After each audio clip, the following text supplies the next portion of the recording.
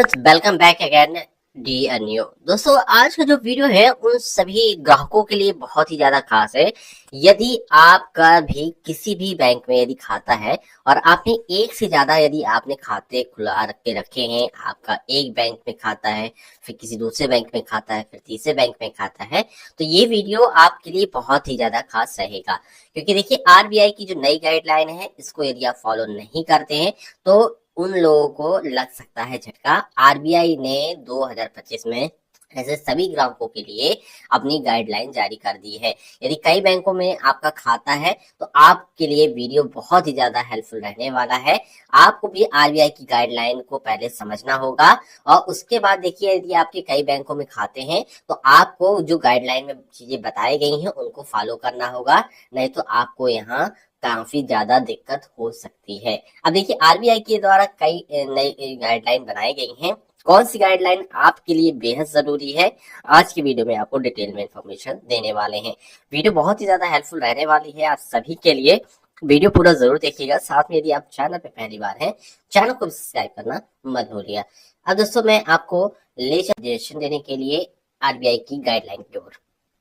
भारतीय reserve bank RBI ने एक नई गाइडलाइन जारी की है, जिसमें कई बैंकों में खाता रखने वाले ग्राहकों को झटका लगने की संभावना है।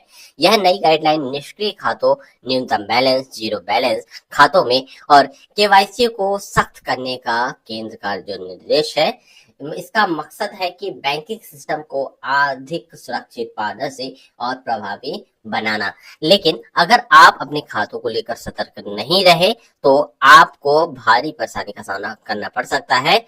तो दोस्तों, ये कौन सी गाइडलाइन है आपको मैं बता दूं। देखिए, आरबीआई की जो नई गाइडलाइन है वो क्या कहती है। तो आरबीआई की जो नई गाइडलाइन है, उनका मुख्य उद्देश्य बैंकिंग सिस्टम को पारदर्शिता के साथ लाना है और धोखाधड़ी को रोकना है। इसमें तरह तरह के कई बैंकों में खाता रखने वाले ग्राहकों को सख्ती बढ़ाई जा रही है। यह गाइडलाइन उन खातों पर विशेष ध्यान देती है जो लंबे समय से निष्क्रिय हैं या जिनमें कोई लेन देन नहीं हुआ। इसके अलावा केवाईसी अपडेट, न्यूनतम बैलेंस जैसे नियमों को भी सख्त किया गया है।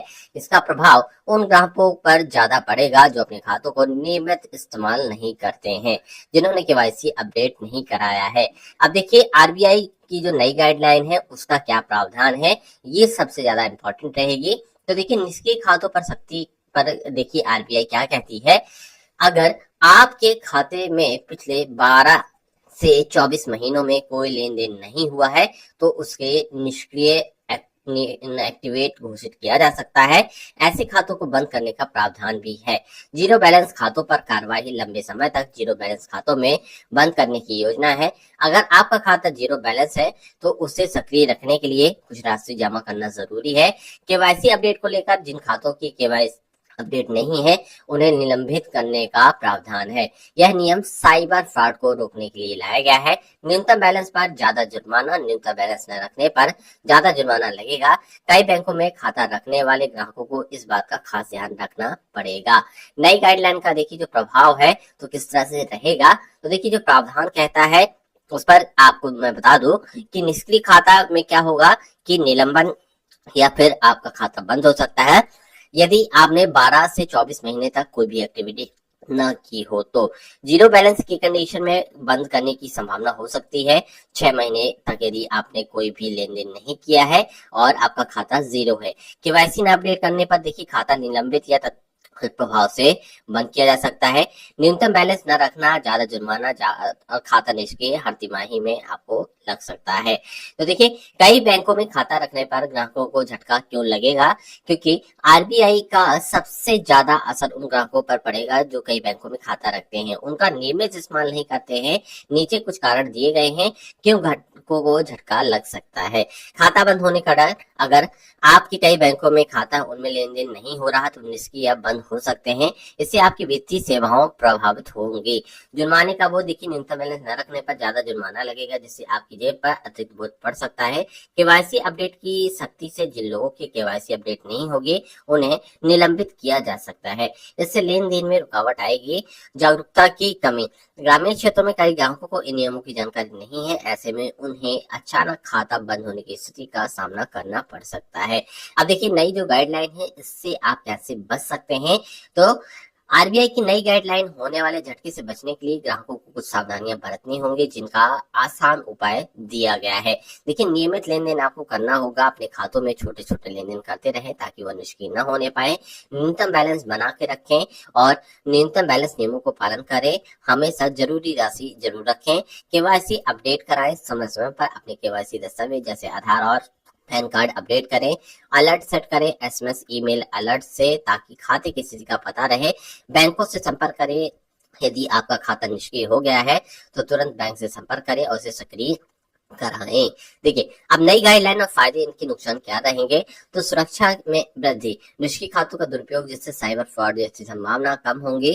पारदर्शिता, केवाईसी सख्ती से खातों की वास्तविकता का पता चलेगा। बैंकिंग सिस्टम में सुधार, नियमित लेन देन से सिस्टम में सक्रियता बनी रहेगी। अब नुकसान की यदि हम बात करें तो असुविधाएं आपको हो सकती हैं।